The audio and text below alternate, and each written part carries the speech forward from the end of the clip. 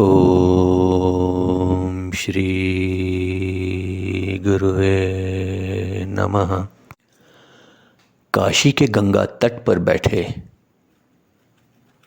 स्वामी शंकर भारती जी महाराज ने अपनी बात को आगे बढ़ाते हुए कहा कि जो योगी महात्मा मृत्यु के समय अपनी चेतन अवस्था को बनाए रख पाने की विद्या अर्जित कर पाते हैं, जीवन और मृत्यु उनके लिए मात्र प्रकृति का खेल हो जाता है। वास्तव में जीवन और मृत्यु एक ही दरवाजे के दो पट हैं। एक पट से प्रवेश करने का अर्थ है मृत्यु, दूसरे पट से बाहर आने का अर्थ है जन्म। जब हम किसी शरीर से बाहर निकल आते हैं तब मृत्यु घटित होती है, और जब किसी शरीर में प्रवेश करते हैं तो होता है जन्म। मृत्यु निगम है और जन्म आगम।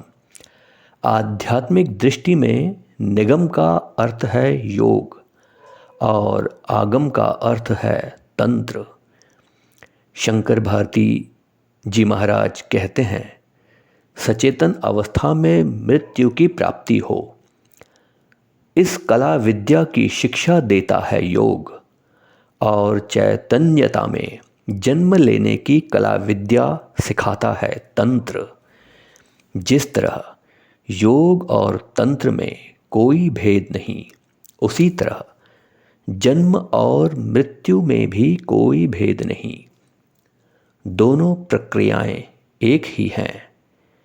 यदि चैतन्य अवस्था में प्राण त्याग करूं मैं, तो निस्संदेह मेरा जन्म भी चैतन्य अवस्था में ही होगा।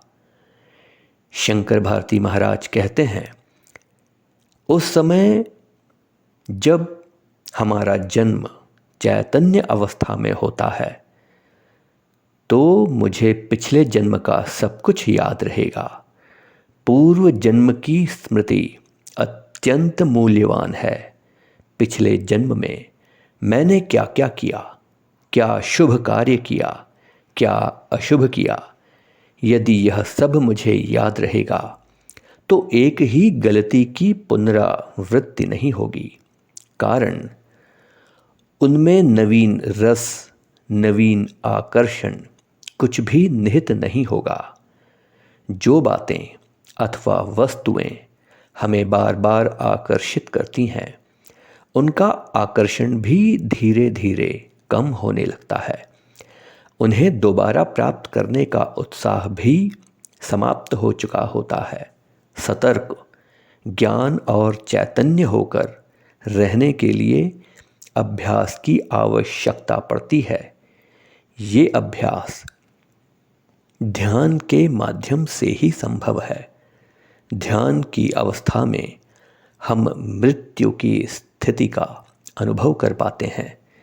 ध्यान का अर्थ है चेतन अवस्था में रहकर अचेतन में प्रवेश करना। भारती महाराज जी कहते हैं, योग शास्त्र में दो शब्द अत्यंत प्रचलित हैं।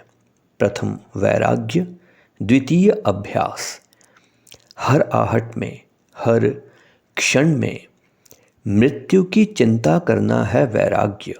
ध्यानमग्न अवस्था में चेतना युक्त होकर अचेतन में प्रवेश करने का प्रयास है अभ्यास।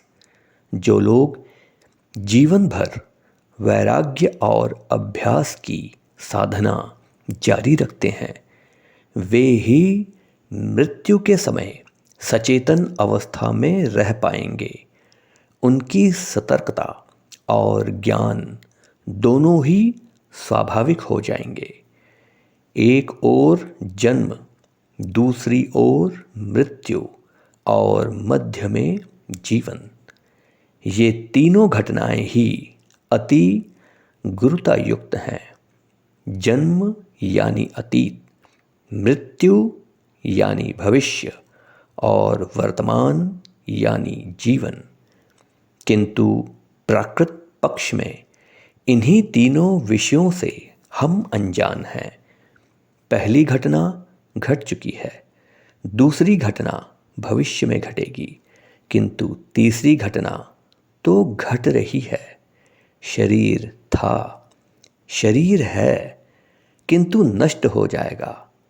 पर आत्मा अनश्वर है, उसकी मृत्यु नहीं होती और न ही उसका नाश होता है। शेष अगले अध्याय में। ओम श्री